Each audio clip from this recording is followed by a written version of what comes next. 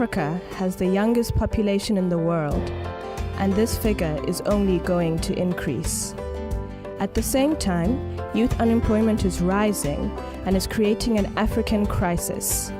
Youth are ill-prepared for the future and lack access to decent jobs.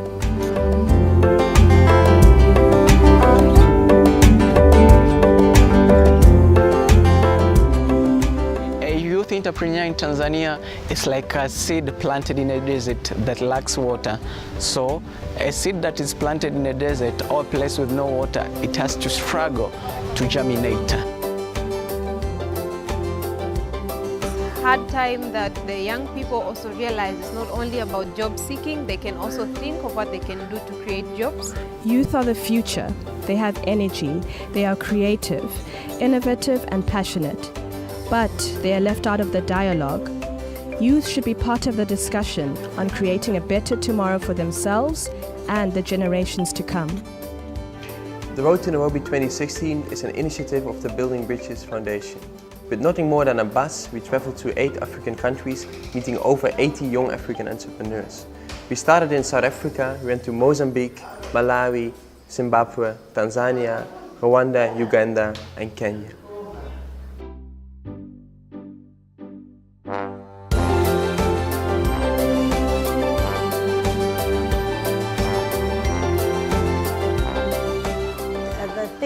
That should have changed in order to boost these young entrepreneurs is to have certain components of entrepreneurship in the curriculum, including having an entrepreneurship subject as a subject just like biology, chemistry, geography. Entrepreneurship should be a subject in A-levels.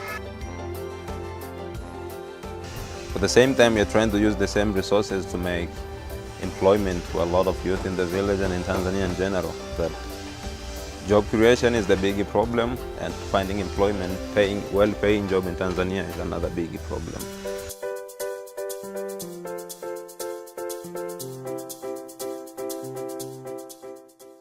According to the 2016 ILO report on the World Employment Social Outlook for Youth, Sub-Saharan Africa has the highest youth working poverty rates globally, at close to 70% in 2016.